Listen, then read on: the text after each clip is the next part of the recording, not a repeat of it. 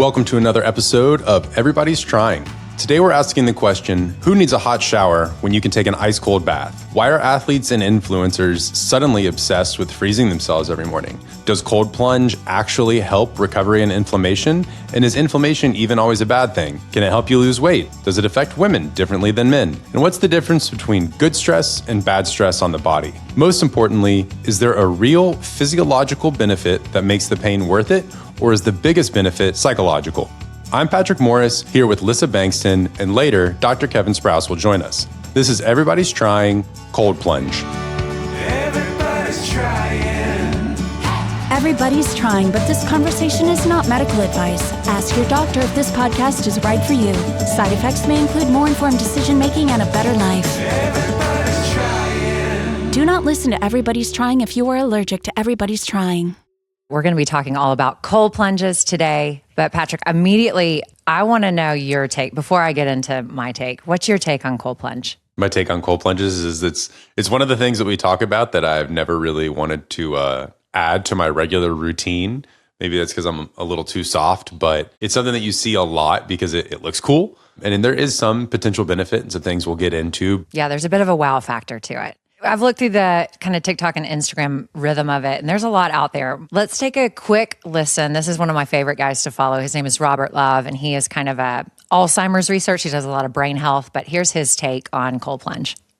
This hurts so much. So cold plunge is one of the very best things you can do for your brain. It increases dopamine and is really great in the morning to spike cortisol, and that actually helps you sleep better later in the day. Cold plunge is one of my very favorite health practices, and I love to pair it with sauna. It is terrific for the brain. He's talking more about like this dopamine release, this like surge of energy. I don't know, this kind of feel-good effect. And to me, there is a lot of benefit in that category. But I don't know if a lot of people are actually using it for that effect. I feel like they think it's more of a recovery tool. What's been your take? What have you seen? No, absolutely. I actually like that he uses the two mechanisms that he talks about with dopamine and then also spiking cortisol, something that the wellness industry likes to shy away from, even though, unfortunately, if you're in a good rhythm, your cortisol is spiking in the morning anyway.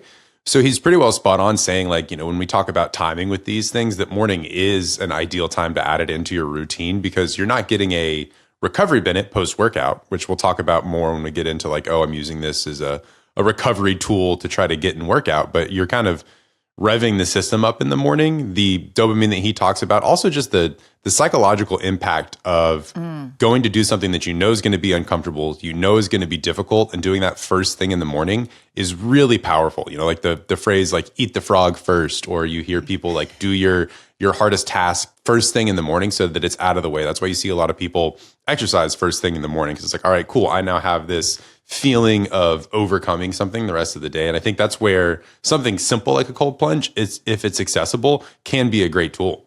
I feel like the day is hard enough on its own. Like, do I have to add another hard element first thing in the morning to really get me going? I don't know. I'm curious to know why this is such a big trend. Like, because I don't think I hear a lot about the mental aspect of it. I think I hear a lot more about the recovery. And maybe I'm wrong in saying this, Patrick. You might have heard a different whole scenario around cold plunge, but I feel like it came off of the heels of like kind of the CrossFit phase. Like, I feel like that was the group to me that was doing it a lot. And then some studies came out and was like, whoop, maybe we shouldn't be doing that. We've evolved from like the bro science to the like pseudo intellectual bro that I kind of put myself in that category of like lifting, reading the science, and kind of evolving with the times. Ice bath, cold plunge, cold water therapy, those things have been around for a long time. Like you think of football workouts, hopping in the ice bath to try to get back to it. That's nothing new.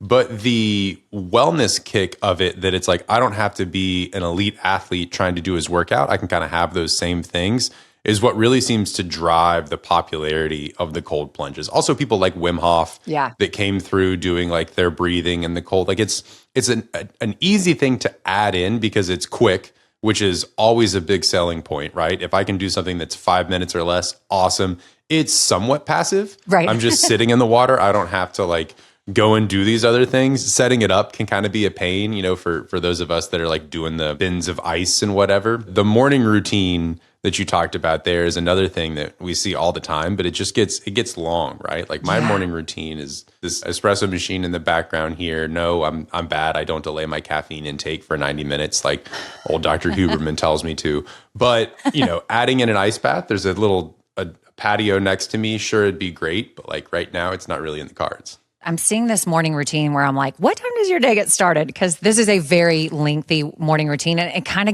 it bogs me down. It makes me a little nervous for generations that realize like that is not obtainable unless you are an influencer and doing it as a full-time job. But to your point, I do think like I have used not a cold plunge. I've used a cold shower because I'm kind of on the fence of, do we need it to be, where's the temperature that we're seeing this quote unquote benefit? I just kind of thought, be uncomfortable for a few minutes, run cold water, get to the point where you're kind of shivering and you're getting those effects you mentioned earlier, which is kind of Wim Hof, who got a lot of, wasn't it like Wim Hof and his brother, they went like head to head on like brown fat and fat burning and something around cold exposure? Yeah, these things it gets stretched out. The brown fat argument is something that definitely gets thrown out there. And there is something to be said for the recovery benefits of like the full immersion in a cold tub or a cold plunge for a set period of time at, a cold temperature, which isn't as cold as people maybe think it needs to be. Like 52 degrees, 54 degrees is actually going to be plenty cold to signal a lot of these things. If you're looking for kind of the psychological benefit, the like, oh, I get this pressure of waking up, maybe still getting some of that cortisol increase because you're getting into the cold shower, and the psychological benefit. And I mean, honestly, I shave my legs and then all of a sudden I get cold, I'm shivering. It's just like I just canceled everything out that I've done in the shower. So it is, you have to really commit to it if you're going to do it. Speaking around kind of the Wim Hof, the brown fat, and that discussion, I thought this was an interesting one from Gary Brecka, kind of along the same lines around fat burning. Let's take a listen.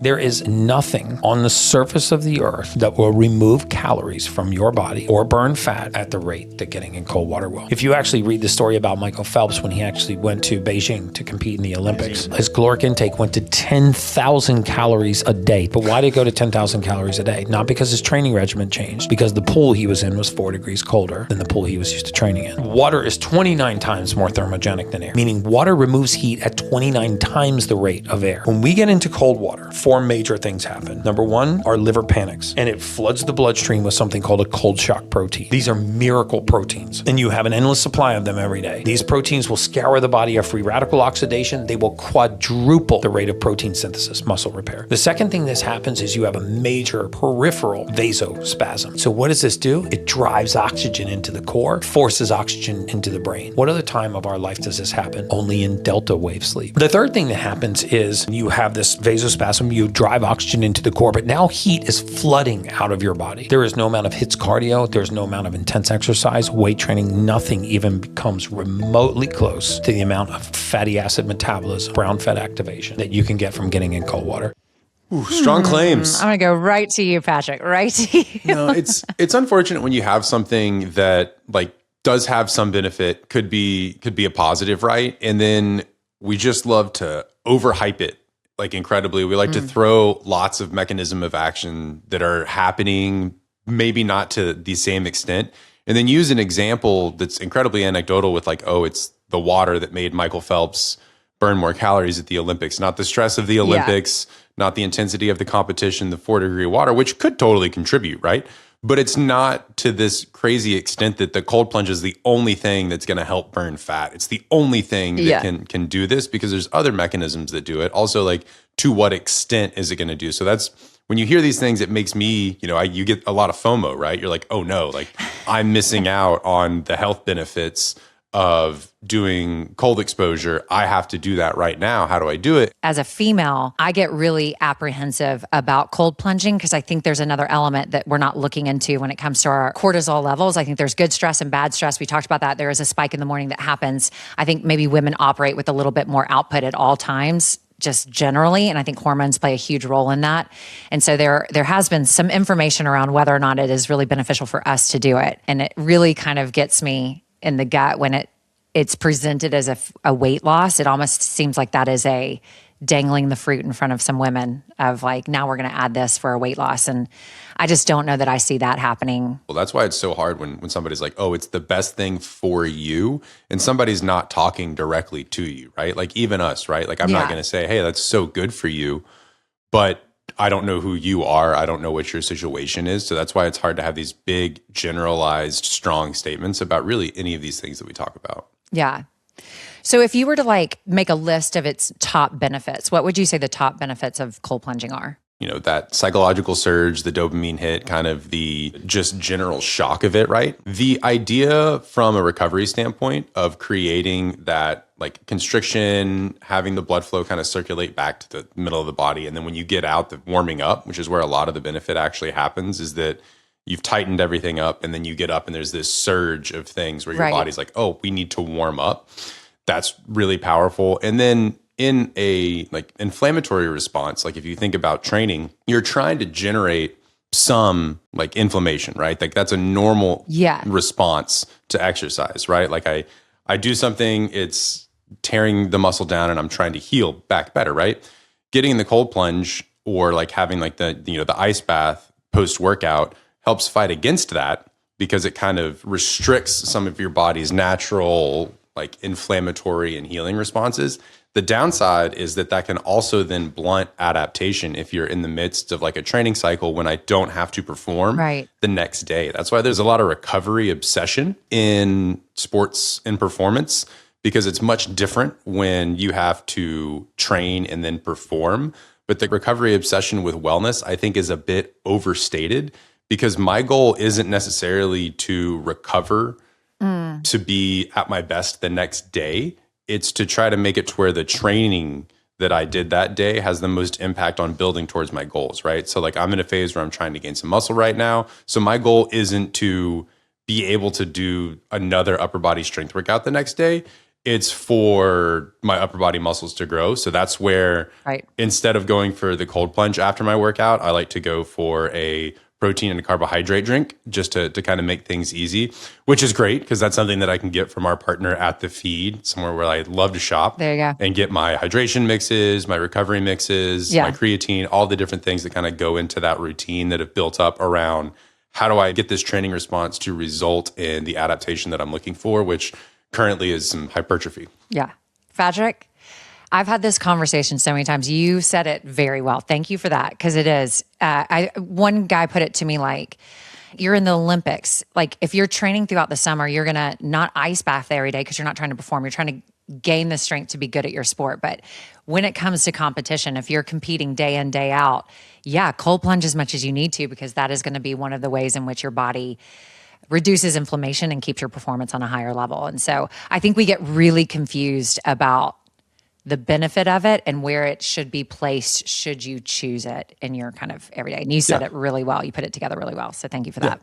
Which is also, it's also not to say that if it's something that you find a true benefit with and you really enjoy that rhythm of it and you have the time, doing it in the morning, like stacked up into that routine, is going to be a better time than trying to do that post-workout. Well, I have another clip for us. I'm going to switch gears and I want to show you a little bit.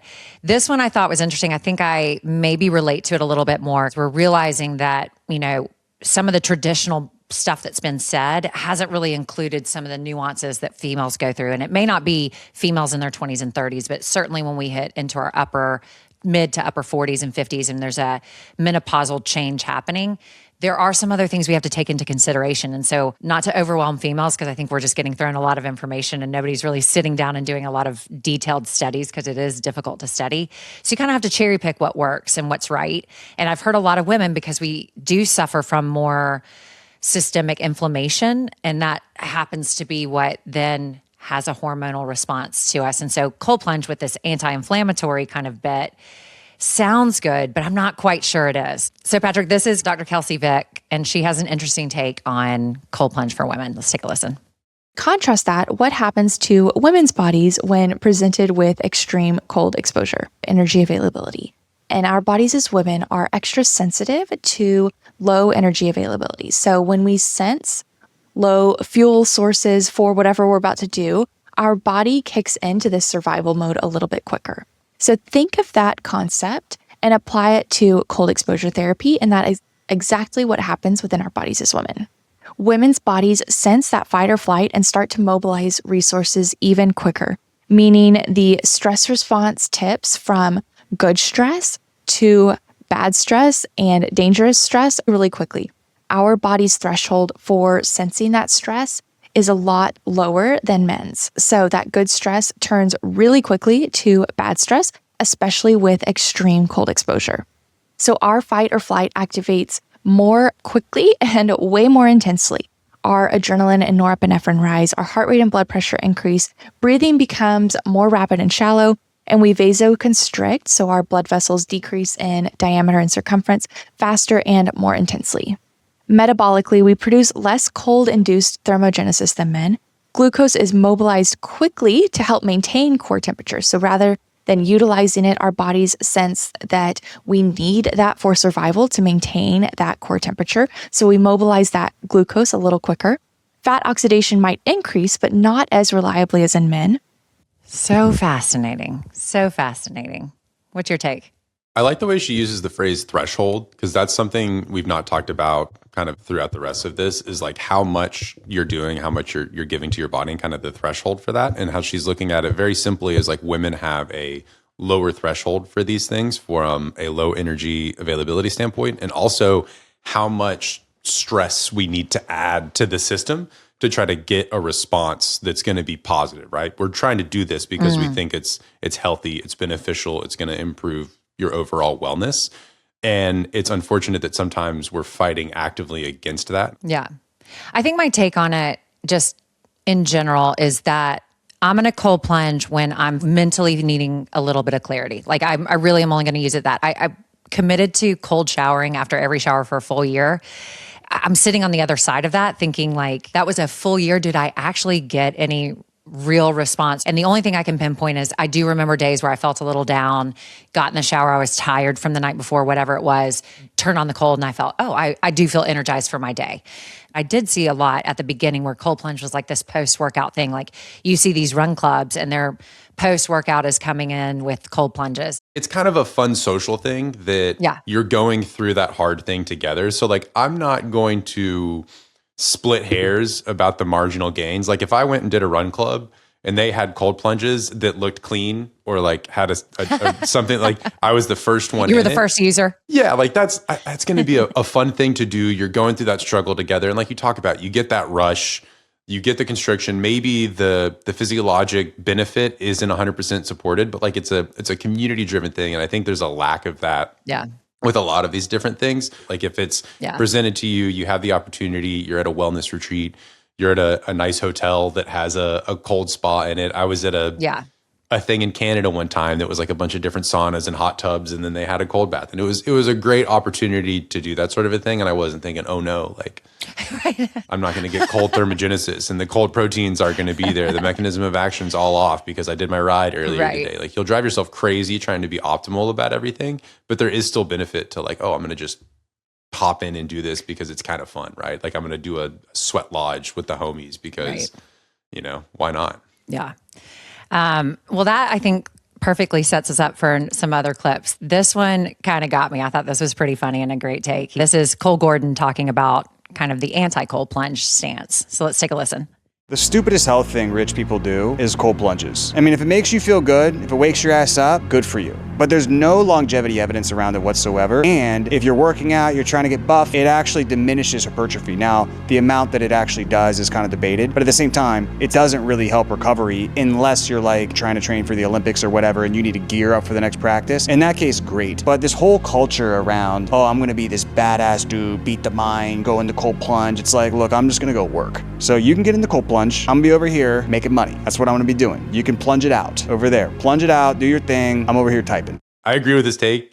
It's something that if you like it and you want to do it and you have the capacity, like go for it if that is a benefit for you. But like don't try to like intellectualize it so much with all these crazy like, oh, I'm getting brown fat and I'm getting this, that, and the other thing. Like I don't think there's enough to support some of the claims. When he said at the beginning, like cold plunges for rich people, I thought that one was funny because it is costly to get a cold plunge, but it is easy to obtain cold water without having to buy a device to do it. So, you go back and forth on that. But I think ultimately, I'm wondering who are the guys that are doing it and are they having to get up at 4 a.m. because it's like, to me, it's the wellness guys who are doing wellness full time. Then yeah, you need something to fill your day. So you have some content to make. And that doesn't really translate to the average person out here hustling, trying to work, trying to, get out the door before 8 a.m. and have a day. But I will say, like, from a cultural standpoint, the idea of like in places where like sauna culture is very popular, a lot of them do like a polar plunge, like they do, like they're jumping into cold water right after. They're not thinking, oh, like maybe the mechanisms of action, but they're like, oh, I'm going to jump in because it's like a refreshing thing to do after that. Right. Well, that is enough long-winded conversation from us. Let's get to the actual physician and hear what Dr. Sprouse has to say about cold plunging and where he puts it in his daily routine. I'll be honest, I kind of fall into the category that Patrick hinted he might also, that probably come at this with a bias of not enjoying cold plunges myself. So I'm going to lay that out there to begin with. That doesn't mean I think it's useless, but I do think it's not fun. A lot of things we talk about, sauna and things like that, are kind of enjoyable.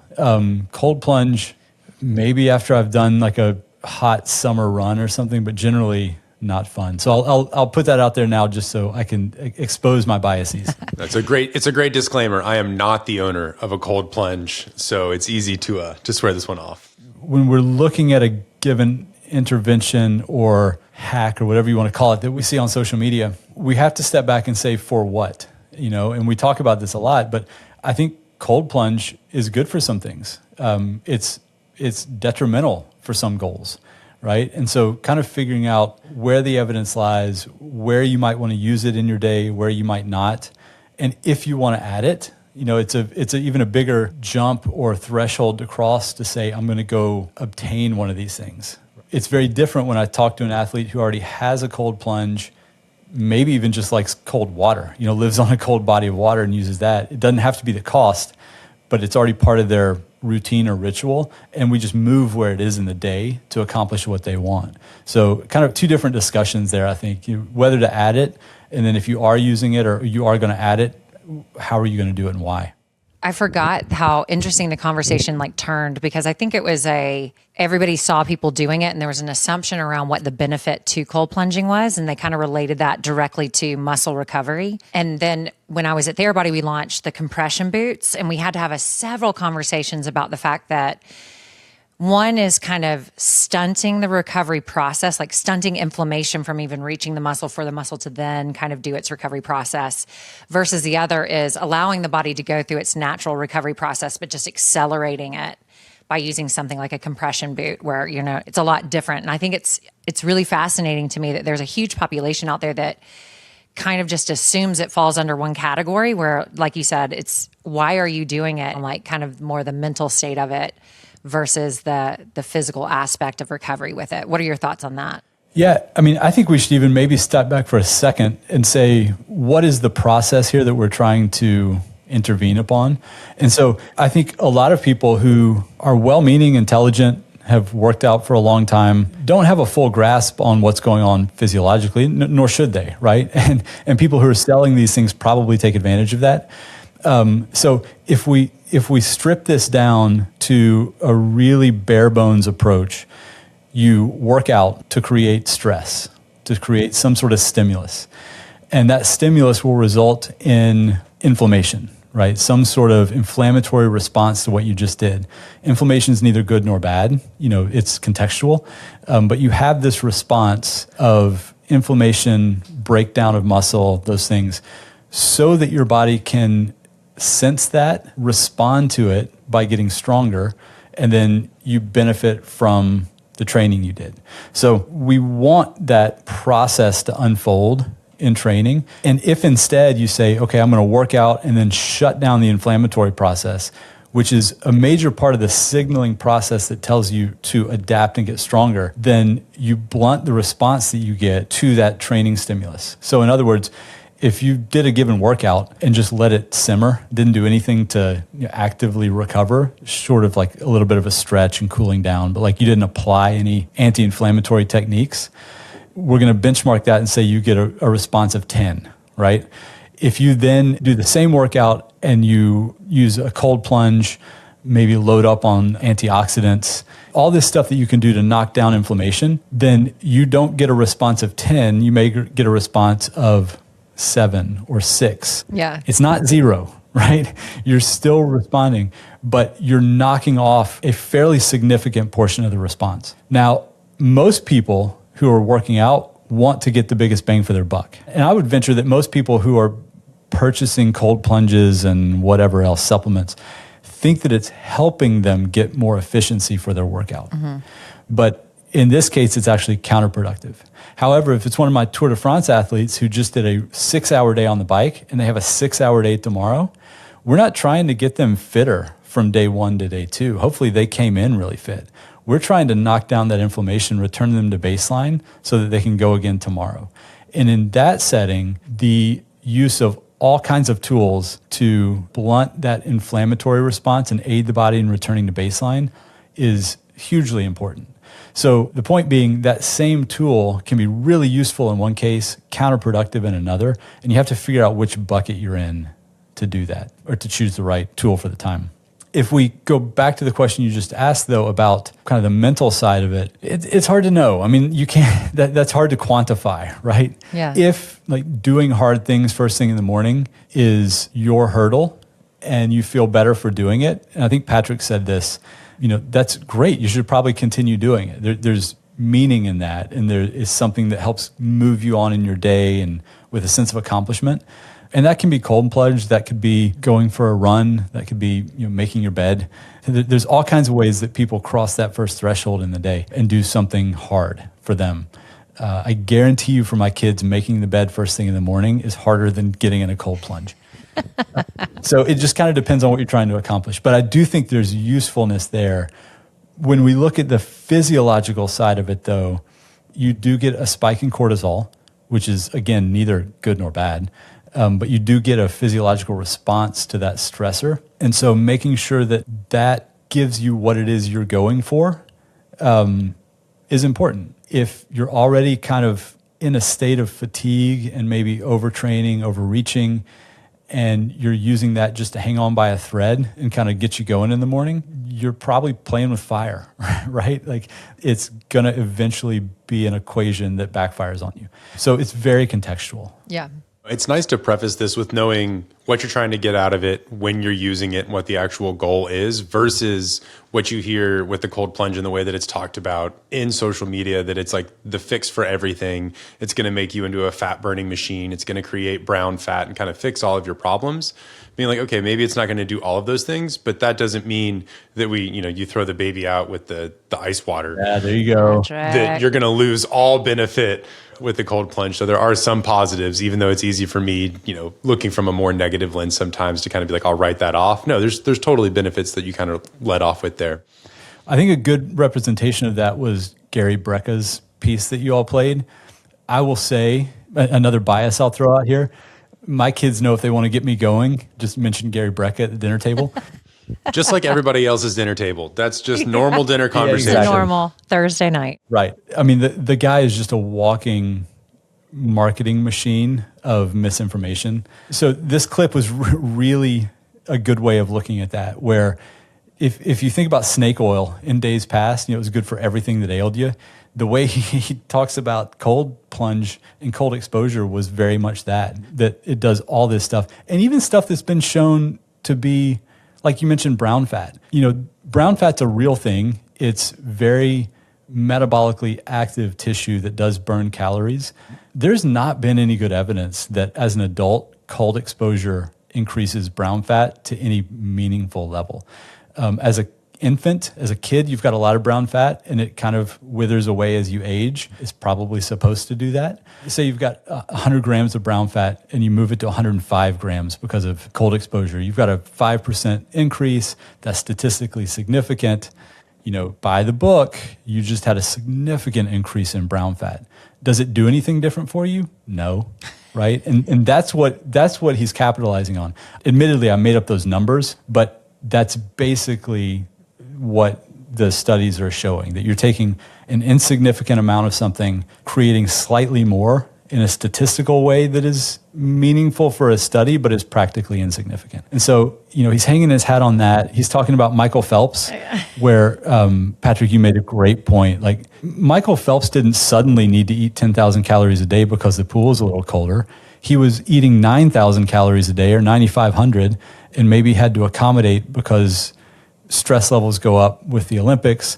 Pool's a little colder, so he's burning 100 more calories in a training session to accommodate for that. He's also in the pool for 2 hours, an hour, Yeah. extended periods. We're not talking a 2 minute, 3 minute, 5 minute plunge and the exposure of an ice bath. Yeah. It was just a really dumb take on cold and metabolism. Now, that said, it kind of hinges on some kernels of truth, right? Which is what makes it hard to decipher for somebody who's not scientific. And so when you start to get into those aspects and see that, yes, if you're in 50-degree water as opposed to 70, will you have to burn more calories to stay warm? Of course you will. Is it a meaningful amount for body composition? Probably not.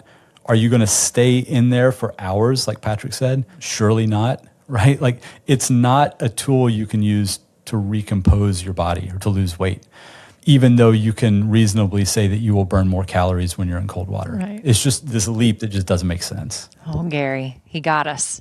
He got us, and he gets me going every time. He's a gotcha guy. Just the ridiculousness that comes out of that man's mouth. Yeah, it felt convincing, which is unfortunate. And he wants to be a trusted source, so it. Yeah, and he's got a master's in human biology, or a human biologist. I don't even know what that is. There's some really cool anecdotes, though, that I think are real around whether it's, these monks or people who utilize breathing and cold and enter these states where pretty inexplicable things happen, right? And it's even been documented in scientific settings.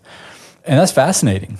It doesn't mean that that's a tactic that all of us can tap into by buying a cold plunge. I think that's a huge logical gap there. But it doesn't mean any less for those very interesting instances that happen. It just, we can't latch onto these one-offs and say, well, that's what we should all be doing. I think two things can be true. The fringe cases of really interesting outcomes can be real without it meaning that that's what everybody's going to get and benefit from using these things. Yeah. On that note, what were your thoughts on the female doctor that kind of came on and talked about her research with women and cold plunge? I mean, I think she kind of made an argument in a way that was, if A, then B, and if B, then C, and if C, then 12, right? Like, it just, it was kind of like, whoa, where'd you go there? So it was one of these things where, like, okay, women may have a more robust cortisol response to cold. Okay. That doesn't mean it's bad. Cortisol is not bad. Cortisol just is. It's a response to a stimulus. And then she says, well, and because of that, it's been shown that women and their glucose utilization looks different than men with this cortisol spike, which is true. But then very quickly kind of goes into this, well, that's like low energy availability, which is weeks of underfueling, sometimes months of underfueling, and the condition you get in there. And for that reason, it's dangerous, potentially for women to be doing this. And for me, it was just like, whoa. That's a huge leap here to say that a 10-minute cold session that results in slightly higher cortisol levels and slightly higher glucose utilization, not depletion. I mean, you're not going to run through all of your glucose in 10, 15 minutes in cold water to where you're getting into like an actual low energy availability depleted state. But she makes that leap to say, and because low energy availability is dangerous in these ways, you shouldn't do cold. But she never really established that cold exposure for short periods of time, like not hours on end, will ever get you there. It's also, the studies have shown that it isn't a sex difference that leads to the cortisol and the glucose difference. It's a body size, a surface area to volume difference. And that's been established. So it's not particularly like a hormone issue that's specific to women. I think the bigger takeaway there is that at different sizes, we get different amplitudes of response to these things, which makes sense. A lot of drugs are dosed based on weight. It's just, if you're smaller, you probably get a more robust response, and you may need 8 minutes in the cold plunge instead of 10 if you've identified your goal that you're going after and want to use cold plunge. Yeah, I look at the idea of like the low energy availability and the fact of what my energy availability is to do all of these different things when I start to think about adding cold plunge in. And I go through, strength training, aerobic work, high intensity work, mobility, all of these different things. And that's where I'm like, I have low energy to add in another thing that may or may not be beneficial in my current like routine. Which I think, Lissa, you were going to say, are people actually sitting in these things for 10 minutes? That was my question. I was like, wait, how long are you guys cold plunging? I thought it was just like 2 to 5 minutes. Yeah. Who are these psychos going for 10?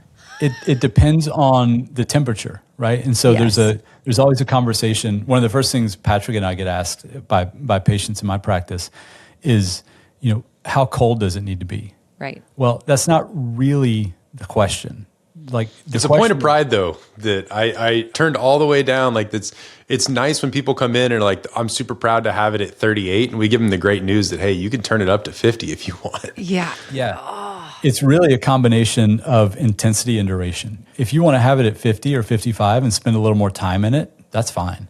If you want to have it really, much colder and spend less time, that's probably fine too. And it's going to change as you acclimate to that kind of stress. Yeah. As your body gets used to that cold exposure and day after day, then you may have to turn one of the two up or down, as the case may be, with the temperature.